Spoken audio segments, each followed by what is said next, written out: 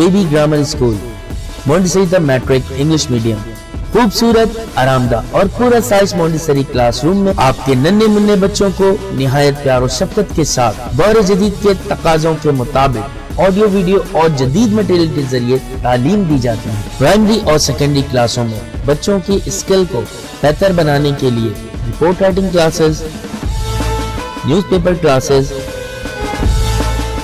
Science activity, presentation classes اور practical پر بھی خصوصی توجہ دی جاتی ہے، جس کے ذریعے بچے تھیوری کے ساتھ ساتھ عملی مہارت بھی حاصل کرتے ہیں۔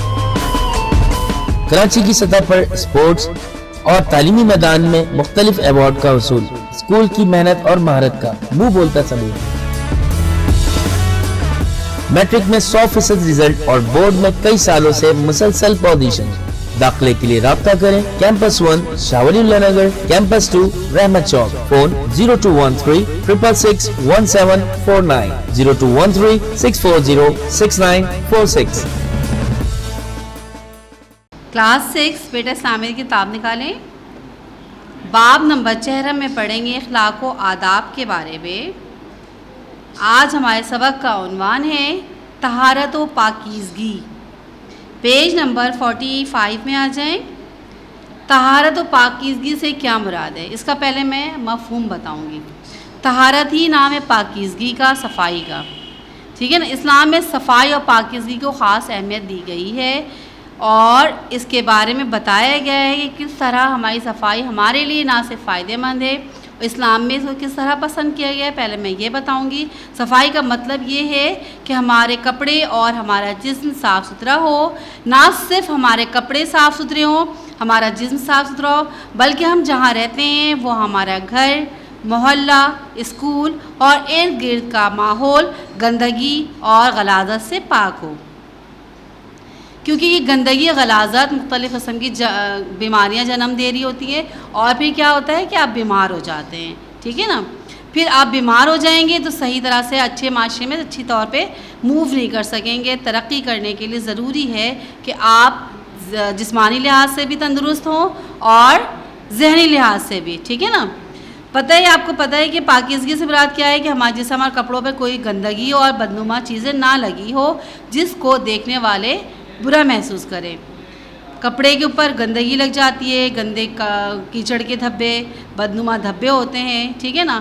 ہر طرح کی گندگی اور گندی چیزوں سے بچا کے رکھنا ہوتا ہے، اپنے کپڑوں کو صاف ستھرا رکھنا ہے، یہ بھی ایمان کا ایک حصہ ہے۔ صفائی اور پاکیزگی کیا ہے، اللہ تعالیٰ کو بہت زیادہ پسند ہے۔ سورۃ توبہ میں ارشاد الہی ہے اور پاک صاف اور پاکیزہ رہنے والوں کو اللہ پسند فرماتا ہے۔ کس کو پسند فرماتا ہے؟ صاف ستھرا رہنے والے لوگوں کو اللہ تعالیٰ پسند فرماتا ہے۔ آپ کو پتہ ہے صفائی کیوں ضروری ہے؟ صفائی نہ کرنے والے لوگوں سے پتہ ہے لوگ نفرت کرتے ہیں۔ آپ جب اگر گندے ہوں گے، صاف ستھرے نہیں ہوں گے، اگر ہر چیز کی صفائی دیکھا جائے تو وضو جو اللہ تعالیٰ نے 5 وقت جو نماز پڑھنے کے لیے بارے میں کہا ہے، وضو بھی صفائی کا ایک حصہ ہے۔ کیسے؟ اس طرح کہ ہم 5 وقت جب وضو بناتے ہیں تو اپنے ہاتھ، پاؤں، منہ، آنکھیں، حتیٰ کہ سر تک کا مسح کر رہے ہوتے ہیں، انگلیوں میں قلال کرتے ہیں، اس طرح کر کے۔ اس سے کیا ہوتا ہے کہ ان انگلیوں کے پوروں کے اندر اگر کوئی گندگی ہوتی ہے وہ بآسانی نکل جاتی ہے، ورنہ اگر یہ رہ جائے تو اگر ہم کھانا کھاتے ہیں تو کیا ہوگا، یہ کھانے میں شامل ہو کے ہمیں بیمار کر سکتی ہیں۔ اسلام میں صفائی اور پاکیزگی کے لیے نظافت اور طہارت کا لفظ استعمال ہوا ہے، اور نظافت سے مراد ہے صفائی اور طہارت سے مراد ہے پاکیزگی۔ آپ صلی اللہ علیہ وسلم یعنی خاتم النبیین کا ارشاد ہے صفائی ایمان میں سے ہے۔ ایک اور جگہ حدیث میں ارشاد فرمایا آپ نے کہ پاکیزگی ایمان کا بہت بڑا حصہ ہے۔ اگر کوئی شخص گندا ہوگا، صاف ستھرا نہیں ہوگا تو لوگ اس سے کیا کریں گے، اس سے نفرت ہوگی، گھن آئے گی، بھی اس سے بات کرنے میں بھی برا لگے گا۔ نہ صرف جسم کی صفائی بلکہ دانت، آنکھ، ناک، منہ سب کی صفائی بہت ضروری ہے۔ اگر آپ کسی سے بات کریں گے تو پہلے کیا ہے کہ منہ سے بھی اچھی خوشبو آنی چاہیے، صاف ستھرا منہ ہونا چاہیے، ٹھیک ہے نا۔ ہر چیز کی صفائی انسان کے اندر ایک سلیقہ شعار ہونے کی علامت دے رہا ہوتا ہے، ورنہ کیا ہوتا ہے کہ یہ بہت سست اور کاہل شخص ہے، اس نے اپنے اوپر توجہ نہیں دی۔ صاف ستھرا رہنا، ویسے بھی رہنا چاہیے آپ کو۔ آپ رہیں گے تو پتہ ہے آپ کو ہر چیز اچھی لگے گی آپ کو۔ اس کی ہدایات کیا کیا ہدایتیں دی گئی ہیں یہ بتاؤں گی میں صفائی سے متعلق۔ پہلا نمبر 1 ہے ہمارا جسم اور صاف ستھرا اور پاک ہو، اس پر کوئی میل کچیل اور گندگی نہ لگی ہو، اس لیے اسلام نے ہمیں ہر نماز کے لیے اچھی طرح وضو کرنے کا حکم دیا ہے۔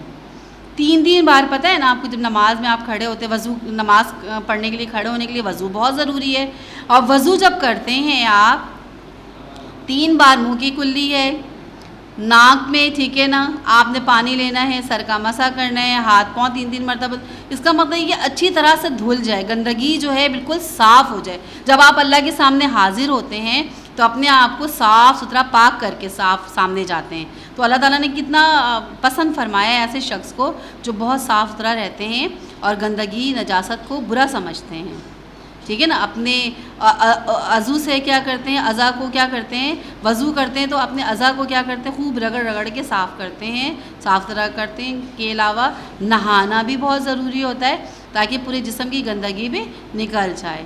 اس کے علاوہ آپ کیا کرتے ہیں، دین کی نماز میں جب مسجد میں جاتے ہیں تو کوئی بدبودار چیز ہے جس سے ناگوار گزرنے والی جو خوشبو ہوتی ہے اس کو بدبو کہتے ہیں، وہ نہ ہو، منہ سے بھی ایسی مہک اور بدبو نہیں آنی چاہیے، ایسی چیز نہیں کھانا چاہیے جس سے نمازی جو ہے وہ ڈسٹرب ہو رہا ہو، ٹھیک ہے نا۔ اور ہمیشہ ایسا لباس پہننا چاہیے جو آپ کے جسم کو ڈھانپے، نہ کہ آپ کے جسم کی نمائش کرے۔ ایسے لباس سے ہرگز منع کیا گیا ہے جو آپ کے جسم کی نمائش کرتا ہو۔ ایسے لباس چنیں یا پہنے، استعمال کریں جو آپ کے لیے فائدہ مند بھی ہو، اور آپ کے لیے کیا ہو، زیب و آرائش تو ہو لیکن بددماں نہ لگے اور آپ کو تکلیف دہ بھی نہ ہو، ٹھیک ہے نا۔ ایسا لباس ہمیشہ چننا چاہیے جو تکلیف دہ بھی نہ ہو، ٹھیک ہے۔ ہمیں مسجد میں جانے کے لیے جسم اور لباس کی صفائی کا پاکیزگی کا خاص خیال رکھنا چاہیے۔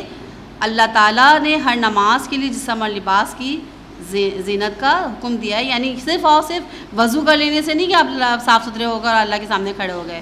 غریب ہونا کوئی بڑی بات وہ نہیں ہے، بہت سارے لوگ غریب ہوتے ہیں، کوئی آپ کے لیے شرمندگی کی بات نہیں ہے غریب ہونا۔ اگر غریب ہیں تو اس کا مطلب یہ تو نہیں کہ ہم گندے رہیں، گندگی الگ چیز ہو جاتی ہے، غربت الگ چیز ہو جاتی ہے۔ اگر آپ کے پاس اتنے وسائل نہیں ہیں کہ آپ بہت اچھے مہنگے کپڑے پہن سکیں، کیونکہ کہیں پر بھی یہ حکم نہیں دیا گیا ہے کہ بہت زیادہ مہنگے، بیجا خرچ کرنے والوں کو تو ویسے بھی اللہ پسند نہیں فرماتا، تو لیکن یہ کہا گیا ہے کہ اگر آپ کے پاس نارمل ہی کپڑے ہیں لیکن اس کو صاف ستھرا رکھیں گے، طریقے سے پہنیں گے تو ہی آپ بہت اچھے لگیں گے اور ہر کوئی آپ کو پسند فرمائے گا۔ اسی طرح ناک، منہ اور دانت سب کے بارے میں نے آپ کو بتایا ہے کس طرح دانتوں کی صفائی کرنی چاہیے، مسواک کرنا چاہیے۔ کہا یہ آپ صلی اللہ علیہ وسلم نے فرمایا تھا کہ اگر مجھے اپنی امت کو مشقت میں ڈالنے کی فکر نہ ہوتی تو میں انہیں ہر نماز سے پہلے مسواک کا حکم دیتا۔ ابھی تو 2 مرتبہ ہمیں پتہ ہے دن میں 2 مرتبہ ویسے ہی مسواک کرنا چاہیے۔ صبح جب اٹھتے ہیں تو ہم دانتوں کو برش کرتے ہیں تاکہ جو جراثیم رات بھر ہمارے منہ میں اگر چلا بھی گیا ہے تو ہم کیا کریں گے، برش کے ذریعے کلی کر کے اس کو صاف کر سکتے ہیں۔ کھانا سونے سے پہلے بھی ہم نے کیا کرنا ہے، چہرے اور دانتوں کی صفائی اچھے سے کرنا ہے۔ ناک اور صاف ستھرا رکھنا ہے۔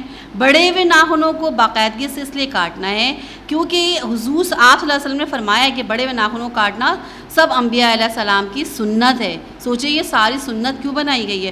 اب لڑکیاں فیشن میں کیا کرتی ہیں، ناخن بڑھا لیتی ہیں، تو یہ ایک مردہ چیز ہوتی ہے جو کہ جسم کے اندر اگر آپ کوئی مردہ چیز رکھیں گے، کیا ہے، ایک تو رکھنے کا گناہ بھی ہے اور دوسرے اگر اس میں میل کچیل اگر اس میں شامل ہو جائے وہ کھانے کے ذریعے ہمارے پیٹ میں جائیں گے اور ہمیں بیمار کر سکتے ہیں۔ تو یہ ایک ناپسندیدہ فعل تھا کس کے سامنے، حضور صلی اللہ علیہ وسلم کے سامنے۔ اب ان کے سامنے بھی تو اللہ کے سامنے، اللہ نے بھی کہا ہے یہ چیزیں ہمارے لیے بہت ضروری ہے کہ باقاعدگی سے اس کو ناخنوں کو کاٹیں، اس کی صفائی کا خاص خیال رکھیں۔ بالوں کا خاص خیال رکھیں، انہیں ضرورت سے زیادہ نہ بڑھائیں، یعنی کہ یہ مردوں کے لیے ہے کہ اس سے ضرورت سے زیادہ نہ بڑھائیں، عورتوں کے لیے نہیں ہے۔ یہ نہ ہو کہ آپ چھوٹے کٹوا لیں، ہمیں تو یہی کہا گیا، نہیں، عورتوں کے لیے نہیں ہے بلکہ مردوں کے لیے۔ جو پوائنٹ نمبر 7 میں یہ بات جو بتائی گئی ہے انہیں ضرورت سے زیادہ نہ بڑھائیں، یہ مردوں کے لیے، ٹھیک ہے نا۔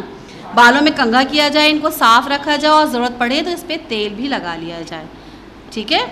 اور نمبر 8 پوائنٹ تو میں نے آپ کو بتا دیا تھا کہ بدبو چیز سے کھا کر مسجد اور مجلس میں نہیں جانا چاہیے۔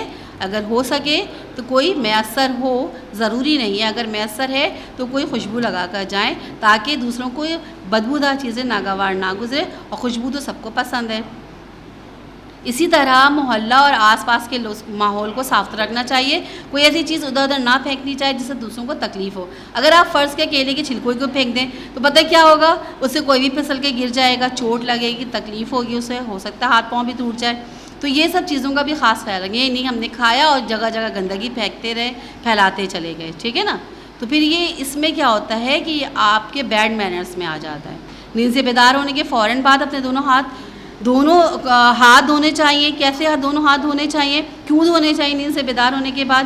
کیونکہ بندہ نیند میں چلا گیا ہے تو کہتے ہیں نا برش بھی کرے, منہ بھی صاف کرے, دانتوں کو اچھے سے صاف کرے اٹھنے کے بعد. کیا اتنا تک بھی بولا گیا کہ نیند سے بیدار ہونے کے بعد کسی برتن میں ہاتھ نہ ڈالیں. آپ صلی اللہ علیہ وسلم نے کیا فرمایا ہے, جب آپ نیند سے بیدار ہوں تو اپنا ہاتھ کسی برتن میں نہ ڈالیں بلکہ ان کو 3 مرتبہ اچھی طرح سے دھو لیں, ٹھیک ہے.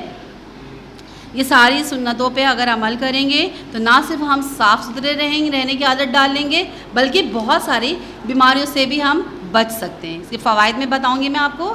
پہلا جو پوائنٹ ہے, ماحول کو صاف اور پاکیزہ رکھنے کے لیے ہم بہت ساری خطرناک بیماریوں سے بچ سکتے ہیں, میں نے بتایا تھا جیسے آپ کو. نمبر 2 ہے, پاک صاف رہنے سے انسان حشاش بشاش اور رہتا ہے, طبیعت خوش رہتی ہے اور زیادہ کام کرنے کو جی چاہتا ہے. ظاہر ہے آپ بیمار نہیں ہوں گے, طبیعت آپ کی بوجھل نہیں ہوگی تو آپ زیادہ سے زیادہ کام کر سکتے ہیں اور اپنے کام کو بہتر طور پہ کر سکتے ہیں. سارا کام کرنے کا دل چاہے گا.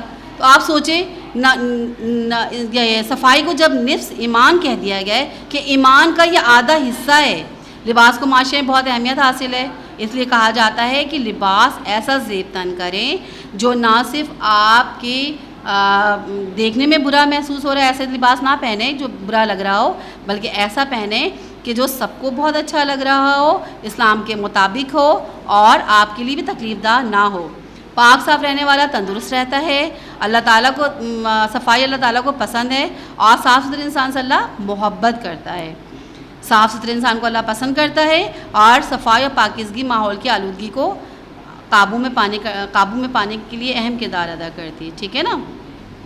تو کیا کرنا ہے, اسلام میں یہ بات بالکل بتا دی گئی ہے. جسم, لباس اور ماحول کی صفائی پاکیزگی کو نظافت و طہارت کہا جاتا ہے. اس کے اندر کی صفائی اور پاکیزگی کو تزکیہ اور تقویٰ کہا جاتا ہے. یعنی اس کے اندر کی صفائی اور پاکیزگی کو کیا کہا جاتا ہے, تزکیہ اور تقویٰ کہا جاتا ہے, یعنی نیکی اور بندگی کہا جاتا ہے. دیکھا جائے تو صفائی نیکی اور بندگی کے زمرے میں ہی آتی ہے.